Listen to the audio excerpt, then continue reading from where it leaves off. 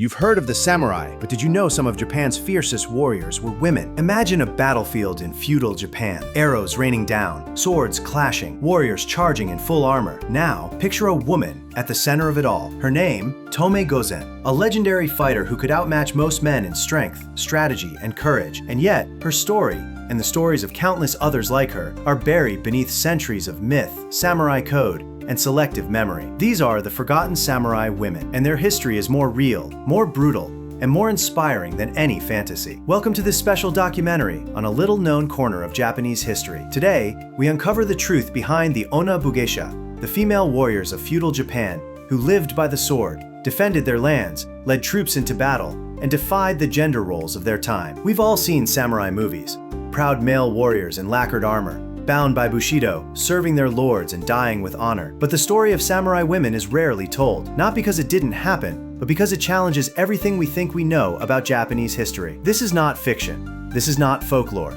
This is real history. We'll walk through the origins and rise of the Onna-Bugeisha, the legends of warrior women like Tome Gozen, Hangaku Gozen, and Nakano Takeko, the societal and political roles of women in samurai clans, how centuries of rewriting history nearly erased them, and what their legacy means today. So sharpen your sword and tighten your armor, because we're about to dive into a part of samurai history that's long been ignored, but never forgotten. To understand the role of female samurai, we need to go back, way back, to the foundations of Japan's warrior class. Long before the word samurai became synonymous with elite male warriors, women in Japan already held positions of power and prominence. During the Kofun period, circa 250 to 538 AD, archaeologists discovered burial mounds containing weapons buried alongside women. These weren't decorative, they were functional. That means even in ancient Japan, women were expected to fight. But the real rise of the Onna-Bugeisha came during the Heian period, 794 to 1185 AD, a time of cultural flourishing and political decentralization. With rival clans vying for influence,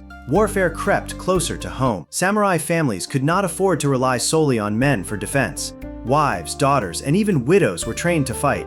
They were expected to protect the household if the men went off to war or died in it. These women weren't just support staff. They were trained warriors. One of the most popular weapons among the Onna-Bugeisha was the naginata, a polearm with a curved blade at the end. It was ideal for a woman's lower center of gravity and could keep enemies at bay. Over time, the naginata became so strongly associated with female warriors that it remains a symbol of women's martial tradition in Japan to this day. Many of these women came from noble samurai families and received the same martial education as their male relatives. While Bushido, the warrior code, would later emphasize male honor and stoicism, earlier samurai culture was far more inclusive. Onna-Bugeisha were not a footnote, they were a force. During the Genpei War, 1180 to 1185 AD, between the Taira and Minamoto clans, we begin to see female warriors appear prominently in records, none more legendary than Tomoe Gozen. But before we get to her story, it's important to understand what made these women so necessary. Feudal Japan was not just a nation of honorable duels and clean sword fights. It was chaos. Bandits, rebellions, invasions, and power struggles were part of daily life.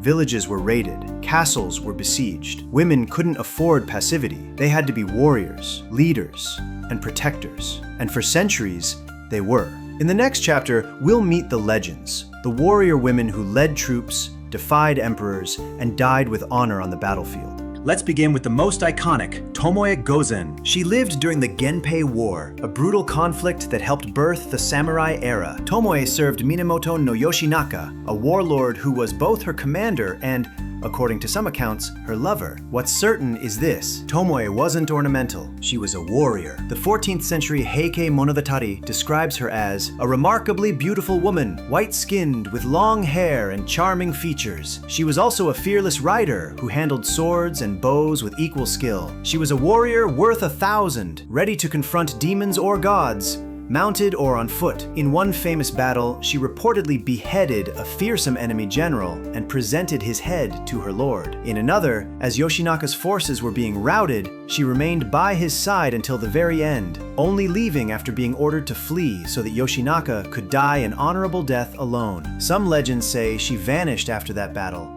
living the rest of her life as a nun. Others believe she continued fighting. Her fate remains unknown, but her legacy is immortal. Then there's Hangaku Gozen, who fought nearly 2 decades after Tomoe. When her clan rebelled against the Kamakura shogunate, she led a garrison of 3,000 warriors in a castle siege and held her ground for months. Despite being wounded and captured, her defiance earned her the grudging respect of the shogun, who spared her life. She later married a samurai and faded from the battlefield, but in that moment, she had stood as the face of rebellion. Another icon was Nakano Takeko, who lived centuries later during the Boshin War of 1868, a time when the samurai era was drawing to a close. Unlike Tomoe or Hangaku, Takeko was a modern woman in a rapidly changing Japan. Yet when imperial forces threatened her homeland, she formed an unofficial unit of female warriors, known as the Joshigun, or Women's Army. Clad in traditional samurai armor, wielding naginata, they charged into battle during the Battle of Aizu. Takeko fought valiantly,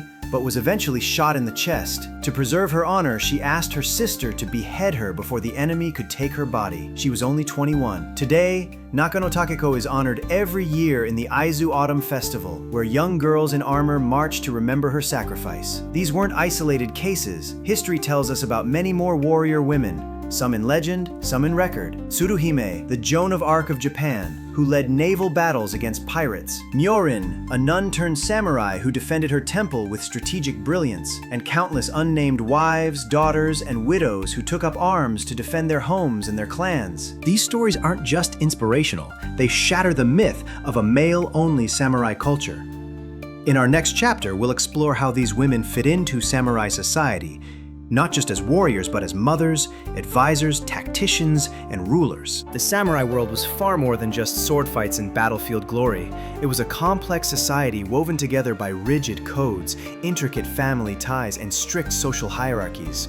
And women were integral threads in this fabric. While often overlooked, women in samurai clans played crucial roles not only as warriors, but also as caretakers, strategists, political players, and culture bearers. Their influence shaped the destiny of families and clans alike. Dual roles, warriors and guardians of the home. The Onna-Bugeisha balanced their martial duties with domestic responsibilities. Training in weaponry like the naginata was paired with education in household management, poetry, calligraphy, and etiquette, a reflection of their complex social expectations. In times of peace, these women managed estates, supervised servants, and ensured the smooth running of their lord's domain. But when war erupted, they were expected to take up arms without hesitation, defending castles, villages, and family honor. For many samurai households, women were the last line of defense. Their skill with the naginata was practical. It kept invaders at bay long enough for reinforcements or allowed for desperate counterattacks when all seemed lost. Some women transcended traditional roles, exerting significant political power. Hojo Masako, known as the nun shogun, stands as the most famous example. After the death of her husband Minamoto no Yoritomo, Japan's first shogun, Masako effectively ruled the Kamakura shogunate for decades. She skillfully navigated political intrigue, suppressed rebellions, and secured her family's legacy, demonstrating a blend of political savvy and unwavering strength. Other women served as advisors, diplomats, or regents. They forged alliances through arranged marriages, negotiated truces, and influenced succession disputes. In many cases, these behind-the-scenes efforts were as critical to clan survival as any battle. Cultural expectations and codes of conduct. Though the Bushido code is often seen as a male-centric ideal, samurai women followed their own set of ethics, emphasizing loyalty, honor, and courage. Their behavior was guided by Ryosai Kembo, the ideal of good wife, wise mother, which, while restrictive, also emphasized strength, responsibility, and resilience. Women were expected to protect their families at all costs, even sacrificing their own lives. Their training prepared them for such sacrifices, ensuring they could fight fiercely when needed. The naginata symbolized this duality, a weapon and a badge of honor. Training and martial education. Martial training for women began early, often from childhood. While the intensity varied between clans and eras, it was common for noble families to provide daughters with lessons in weaponry, archery, and horseback riding. The naginata was favored not only for its combat effectiveness, but because its length and technique complemented a woman's physique. Mastery of this weapon was a point of pride and a crucial survival skill. Some women also trained in other martial arts, including kenjutsu, swordsmanship, and kyudo, archery. Nunneries sometimes became centers for martial education, particularly during turbulent times. Women leading in times of crisis. History records records several occasions when women stepped into leadership during crises. If a lord died unexpectedly or was incapacitated, wives or daughters often assumed command to protect their clan's interests. These transitions were not merely symbolic. Women organized defenses, led troops, and managed logistics. Their success or failure could mean the survival or downfall of entire clans. Social constraints and changing roles. It's important to remember that samurai women's power had limits. Confucian and patriarchal values increasingly restricted women's public roles,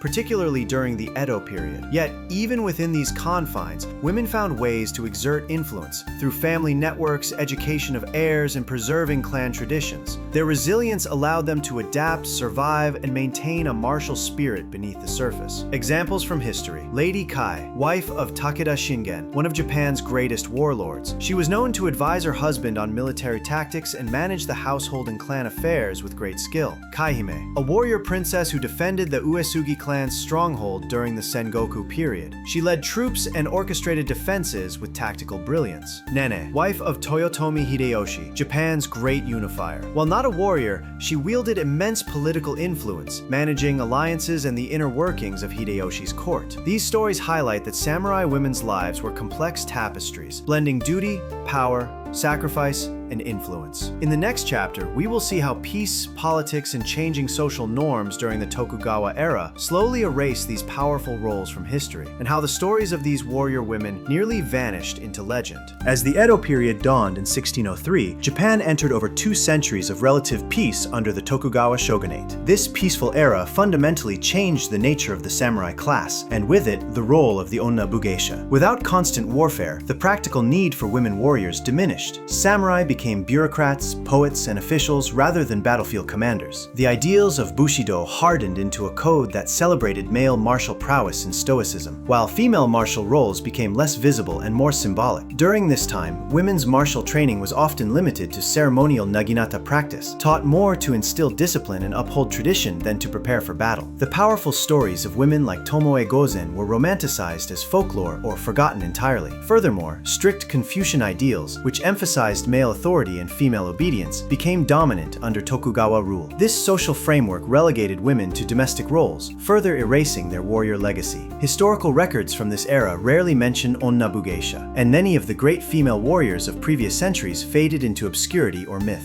Books, paintings, and official histories centered almost exclusively on male samurai, shaping the narrative for generations to come. Despite this, the spirit of the Onna-Bugeisha persisted quietly. In rural areas and samurai households, women still trained with the naginata. Stories of female valor were passed down in secret, kept alive through oral history and family records. The late 19th century briefly rekindled the female warrior tradition during the Boshin War, when Nakano Takeko and her female militia fought fiercely in defense of the Aizu domain. But this was one last flicker before the samurai era ended entirely. Today, scholars are revisiting these forgotten women, piecing together their true stories from fragmented records, legends, and archaeology. What we're discovering is a rich history of courage and leadership that challenges traditional gender roles and broadens our understanding of samurai culture. In the next chapter, we'll explore the legacy of the Onna-Bugeisha today, how modern Japan remembers them, and how their story inspires new generations around the world. Though centuries have passed since the age of the Onna-Bugeisha, their legacy continues to resonate today, in Japan and far beyond. Modern Japan honors these female warriors in various ways. Annual festivals like the Aizu Autumn Festival commemorate Nakano Takeko's sacrifice, with young girls dressed in samurai armor marching to remember her bravery. Museums display artifacts and documents that highlight women's contributions to samurai history. The naginata remains a popular martial art, widely practiced by women who see it as a living connection to their ancestors' strength and discipline. In many ways, this practice helps reclaim and preserve a heritage nearly lost to time. Popular culture, too, has rediscovered the Onna-Bugeisha. From novels and manga to movies and video games, stories about women warriors are gaining new popularity, inspiring audiences with tales of courage and resilience. Academics and historians are also challenging the traditional male-dominated narrative of samurai history by uncovering the records of female warriors. They paint a more inclusive picture, one that acknowledges the complexity of gender roles and the real impact women had on Japan's martial past. For history buffs and casual viewers alike, the story of the forgotten samurai women invites us to rethink what we know about power, honor, and courage. These women were fighters, leaders, protectors, and legends. Their stories remind us that history is not just written by the victors or the dominant voices, but by those brave enough to fight their own battles, no matter the odds. Thank you for joining us on this journey into the lives of Japan's forgotten samurai women. If you found their stories as fascinating and inspiring as we do, please like this video, share it with your fellow history enthusiasts, and subscribe for more deep dives into forgotten chapters of history. Have a favorite Onna-Bugeisha or a story you'd like to see explored? Drop your thoughts in the comments below. We love hearing from you. Until next time, keep your swords sharp and your minds sharper, and I'll see you all on the other side.